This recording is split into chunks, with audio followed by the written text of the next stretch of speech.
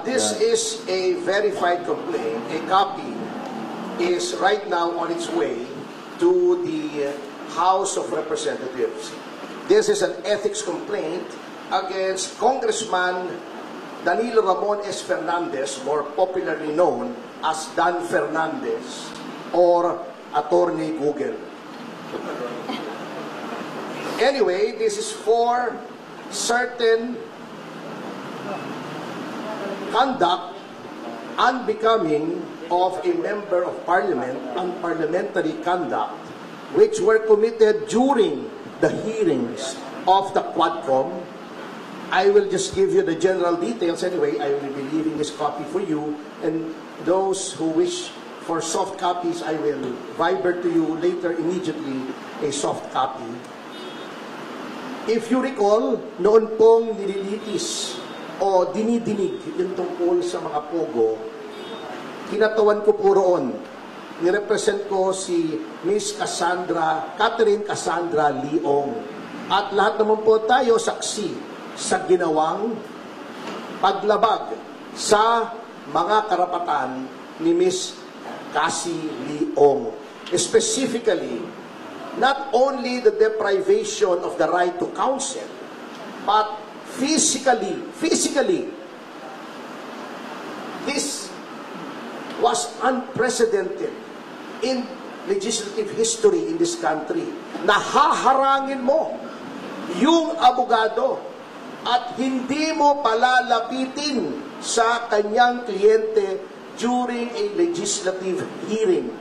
Sapagkat ang karapatan na magkaroon ng abogado upang makipagsangguni ang isang testigo sa legislative hearing ay ginagarantiya ng walang iba kundi ng ating saligang batas. Number 2, pagwawarning sa abogado na huwag bigyan ng payo ang kanyang kliyente. Saang planeta po acceptable ang ganoong behavior? Nasasabihin mo, Attorney Topacio, do not approach your clients, otherwise you will be cited in contempt. How is that even possible? Number 3, yung hindi po pagbigay ng right to remain silent and the right against self-incrimination sa isang testigo. At si Congressman Fernandez, bagamat hindi abogado, hindi ko naman sinasabing kapag hindi ka abogado ay hindi mo na alam ang batas. Ngunit, sinasabi na nga po sa kanila, or dapat, a person who is in the legislature should be charged with knowledge of the law. Because, number 1, they are lawmakers. Paano kang gagawa ng batas kung ikaw ay walang alam sa batas? Pwede naman pong basahin ang mga desisyon. Tama naman, to an extent, si Congressman Fernandez, pwede kang mag-google. At mag-google mo yung mga kaso. At kung meron kang hindi naintindihan sa kaso, meron ka namang legal staff siguro. O itanong mo sa kapwa mo, congressman na abogado, ano bang ibig sabihin ito? At pinoint out na nga po sa kanila na sa napakaraming kaso, the right to remain silent and the right against self-incrimination may be invoked not only in criminal proceedings, but in all proceedings. Civil, administrative, legislative. At pinakita na nga po sa kanila ang batas. Pinoint out na nga po sa kanila yung batas. Bakit ayaw pa nilang sundin?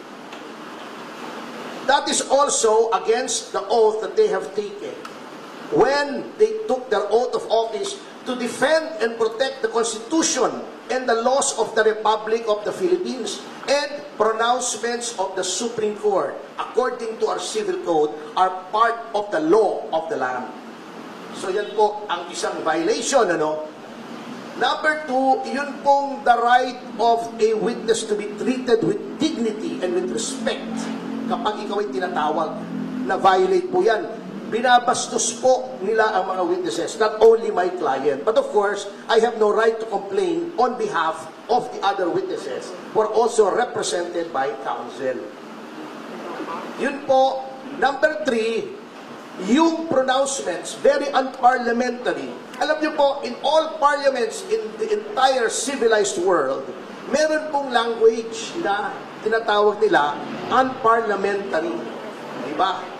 Ayaw na ayaw nila si Pangulong Duterte. Sinabi nila, do not use offensive words. Pero bakit sila tatawagin nilang pathological liar, puro kapakyut, puro ganon. Tatakutin mo pa. Misleading the witness, sasabihin, tignan mo itong mga napatay, di umano dahil daw ng pogo.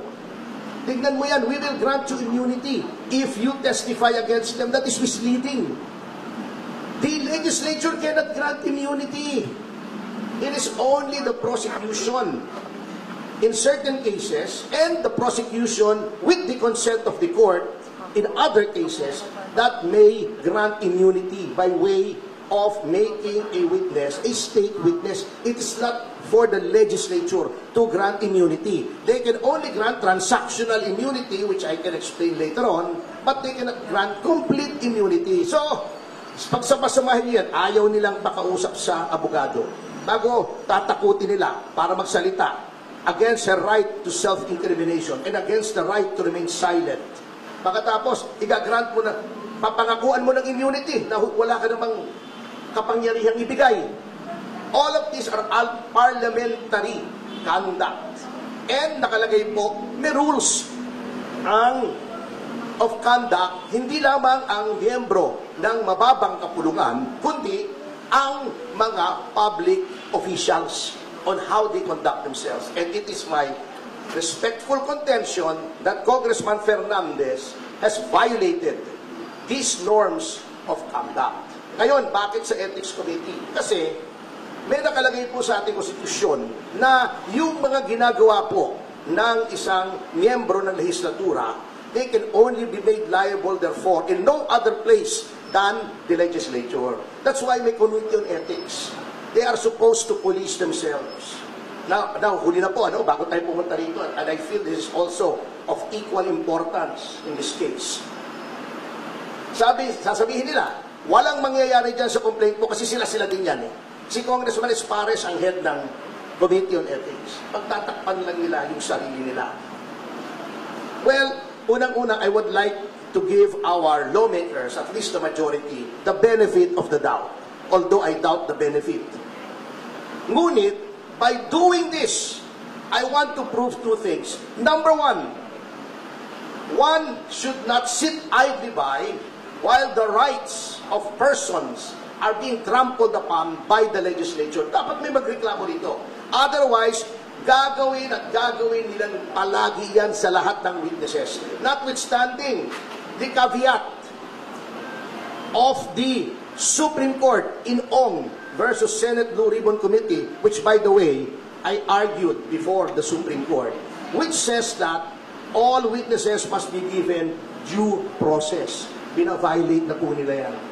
Number two, by filing this, I want to hold a mirror up to our honorable congressmen. Tignan nga po natin, tignan nyo ang sarili nyo, kung anong ginawa nyo sa mababang kapulungan, which is supposed to be an august body, which is supposed to be populated by honorable men and women, kaya nga honorable ang tawag sa inyo eh. Are you really honorable? Are you really august? Kaya nyo bang ipolis ang inyong ranks?